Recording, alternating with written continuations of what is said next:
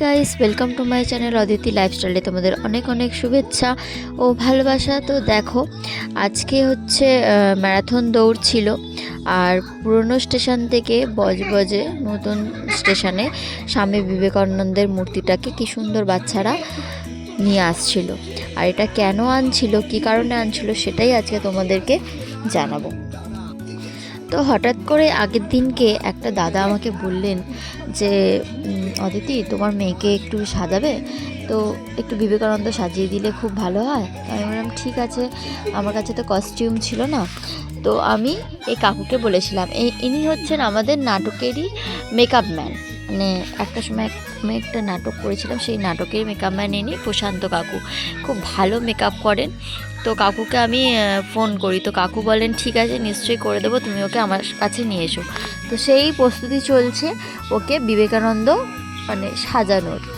তো দেখো কেমন হয়েছে, কতটা সুন্দর হয়েছে, তোমরা নিশ্চয়ই কমেন্ট করে জানাবে আমার মেয়েকে কেমন লাগছে। তো এখানে দুজনে রেডি হয়ে মানে বেরিয়ে পড়েছে, ওর পিপি আরও। তো ভিডিওটা অন্য কেউ নিচ্ছিল, আমি ভয়েসটা দিলাম আর কি, আমার তো শরীরটা খারাপ। তো যাই হোক, ওরা ওখানে চলেও গিয়েছিল।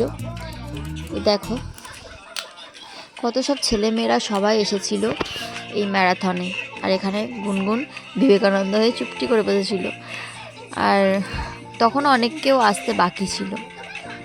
তো এবার তোমাদেরকে বলি মানে এই ব্যাপারটা কি, ম্যারাথন দৌড় কেন। এই বিষয়টা অনেকেরই জানা, তাও আমি আরেকবার রিপিট করলাম। স্বামী বিবেকানন্দ 1987 সালের 19শে ফেব্রুয়ারি বিদেশ ভ্রমণ ও শিকাগো ধর্ম সম্মেলন থেকে ফেরার পর বজবজ স্টেশনে পা দিয়েছিলেন। মানে এই পুরনো স্টেশনে পা দিয়েছিলেন। মানে মাদ্রাজ থেকে এসএস মোম্বাসা স্টিমারে চেপে তিনি বজবজ ঘাটে এসেছিলেন এবং সেখান থেকে ট্রেনে করে মানে কলকাতায় গিয়েছিলেন। মানে পুরনো স্টেশন থেকে শিয়ালদা স্টেশনে গিয়েছিলেন। তখন তো এই নতুন স্টেশনটা হয়নি, ওই পুরাতন স্টেশনটাই ছিল। তো ওই পুরনো স্টেশন থেকে উনি ট্রেনে চেপে কলকাতায় গিয়েছিলেন। তারপর থেকেই মানে এই প্রোগ্রামটা হয়ে আসছে। মানে আমার বিয়ের পর থেকে আমি দেখে আসছি, আমার বিয়ের অনেক আগে থেকে ওনারা প্রোগ্রাম করেন, বাচ্চাদের ম্যারাথন দৌড় হয়। তারপর এবছর দেখলাম হচ্ছে ওনারা ওই স্বামী বিবেকানন্দ স্ট্যাচুটাকে ওই পুরনো স্টেশন নতুন স্টেশনে নিয়ে এলো। বেশ ভালোই লাগলো। আমি ফার্স্ট টাইম গেলাম, এত বছর গিয়েছি আমি কোনোদিনও যাইনি। আমার ননদেরা সবাই গেছে, তো আমি সত্যি বলতে কোনোদিনও যাইনি। বেশ ভালোই লাগছিল। দেখো কত বাচ্চারা চলে এসেছিলো এখানে, কত ভালো লাগছিল ওদেরকে দেখতে। আর বিশেষ করে মানে গুনগুনকেও তো খুবই ভালো লাগছিল, আমার তো খুব ভালো লাগছিল এই অনুষ্ঠানে যেতে পেরে। আর থ্যাংক ইউ কাকুকে বলবো, কাকু তারপর রাজাদা, এদের জন্যই সম্ভব হয়েছে বিষয়টা, কারণ কোনোদিনও এর আগে যাইনি। গুনগুনের জন্য এই জিনিসটা দেখতে পেলাম, খুব ভালো লাগলো, দারুণ লাগলো বিষয়টা। তো দেখো কি সুন্দর বাচ্চারা যাচ্ছে, দৌড়াচ্ছে, খুবই ভালো লাগছে।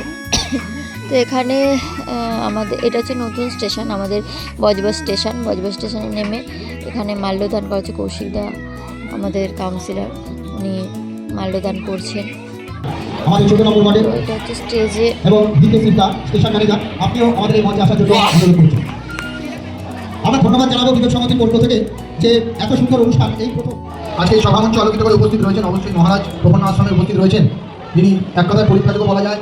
ভারতবর্ষের বিভিন্ন প্রান্তে যিনি হেঁটে উপলব্ধি করতে চাইছেন যে মানুষ কীভাবে থাকে, সেখানকার মানুষ কীভাবে যায় এবং বিভিন্ন ঐতিহাসিক জায়গাগুলো একে অপরের সঙ্গে কানেক্ট করতে, যেগুলো বজবজের সঙ্গে যুক্ত। উপস্থিত রয়েছেন বিখ্যাত খেলোয়াড় এবং আমাদের বজবজ পৌরসভার প্রাক্তন চেয়ারম্যান এবং ঐতিহাসিক সদ্য গণেশ ঘোষের সুযোগভিত্ত ফুটবলার শুভময় ঘোষ মহাশয় সহ উপস্থিত রয়েছেন অজয় রঞ্জন দাস, প্রীতিরঞ্জন ঘোষ মহাশয় সহ। এই অনুষ্ঠান যার জন্য করছেন, যিনি করছেন, সেটা হচ্ছে বিপ্লব দা, তাকেও ধন্যবাদ জানাই। ভিডিওটা এতটুকুই নিতে পেরেছি। তো কিছুক্ষণ বক্তৃতা হওয়ার পর অনুষ্ঠানটা এখানেই শেষ হলো। তো দেখো, তো তোমরা গুনগুনকে কেমন লাগছে নিশ্চয়ই কমেন্টে বলো, জানিও। তো আবার দেখা হবে অন্য কোনো ব্লগে তোমাদের সাথে। সো টাটা, ভালো থেকো।